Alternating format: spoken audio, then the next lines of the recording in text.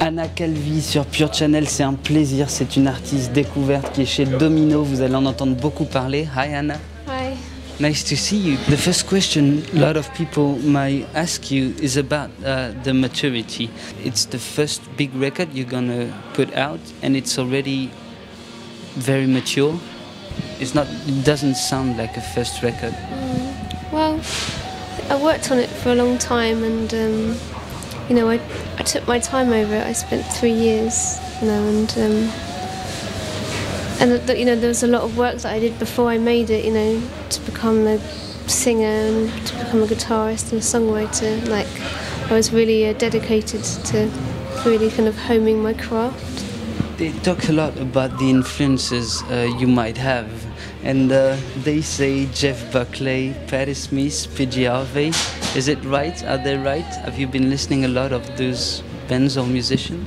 Yeah, I mean, I have listened to them, but I think more inspiration comes from things like David Bowie and Scott Walker and a lot of classical composers like Ravel and Debussy and Messiaen and just a really wide variety of music from a lot of different periods of time.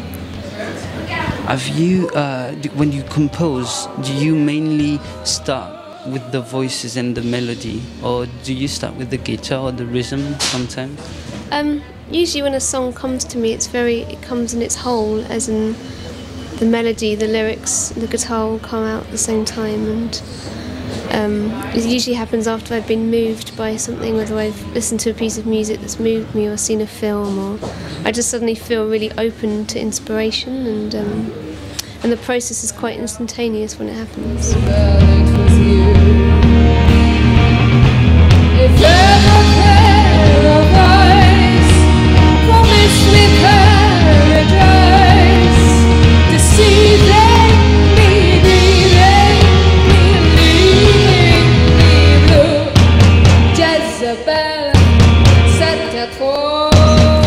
Talking about movie, I think your music, some of your music are really like a picture, like a journey, but also like a movie. It can be start and then go to a very rock progressive thing when your voice gets a bit crazy. And do you write with pictures in your mind? Yeah, I see my music very visually, and I almost want each song to feel like a film, and I don't want to just record a voice and a guitar singing a song. I want the song to really inhabit a whole world that feels really tangible, that you can touch it and you can see it, and it's got an atmosphere, and yeah, just create a complete world for each composition.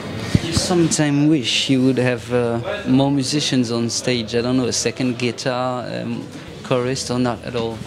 No, because I think it's important to work within limitations, because it means you have to use your imagination and think, you know, how can I make this sound like an orchestra? How can I really make this sound epic? And it just pushes me as a musician, and that's kind of why I'm doing it, to try and, you know, always move forward.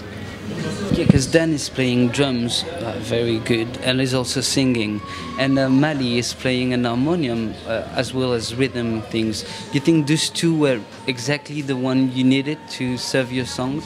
Yeah, I think so, because Mali has a real sense of kind of wild abandon in her playing, like she's really sort of almost unhinged, and I find that really exciting. And Dan's just a really expressive drummer, and he really listens, and it's very sort of free and flowing when we play live, and there's a lot of listening to each other and improvisation, and I think it's rare to find musicians that listen, actually, I found. So I think, you know, we really have a mutual respect, the three of us. How did you record it, the record that is going to be released, Don't Miss That, people, in January? How did you record it? Did you record it live or not at all? Some of it was live, and then there's because I was pretty much on my own, I had to do a lot of overdubbing of myself. So there's like, you know, 32 of me playing violin to create the sound of a string section, and, you know, lots of me sort of making choirs. But then I also got to do a lot of live recording in France. We recorded in a studio called Black Box. So it's a combination of both. Is it why also you transform yourself in, from Goldilocks to a flamenco girl when you go on stage? Yeah, but I think, you know, I really inhabit a different part of myself when I'm on stage, and I feel very, almost kind of like trance-like, and I can really express a part of me that I don't know how to access unless I'm on stage. So I think part of that process is to kind of transform physically as well as emotionally. Well, the last question is the next step you're gonna have is the release of the record, and then you'll be touring a lot, I bet. Is that right? Yeah, I think we're going to be doing a lot of touring. Do you know where already? We've got a European tour in February, and then possibly going to the States, and then who knows. Thank you very much, Anna. It's been a pleasure having you. Don't miss the record of Anna Calvi, released in January at Domino's. Thank you very much.